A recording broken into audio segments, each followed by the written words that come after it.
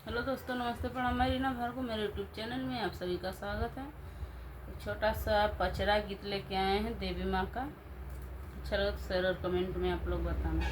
Hello दोस्तों, मैं माया भारती, हमारे यूट्यूब चैनल में आप लोगों का स्वागत है। तो हम लोग एक छोटा सा देवी गीत पचरा बोलने जा रहे हैं, और अच्छा लगे तो हमारे चैनल को भी लाइक, सब्सक्राइब और कमेंट में भी बताना। बताना कि ये पचरा कैसा है।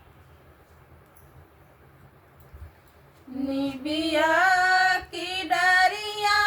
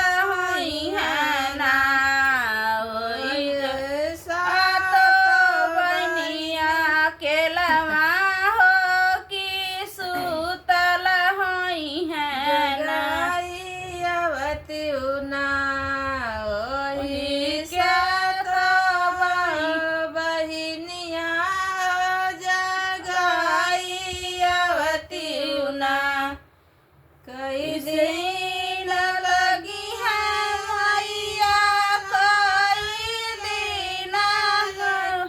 कई दिन जाता लगी है, कई दिन आयत की, कई दिन ना की, कई दिन ना गई है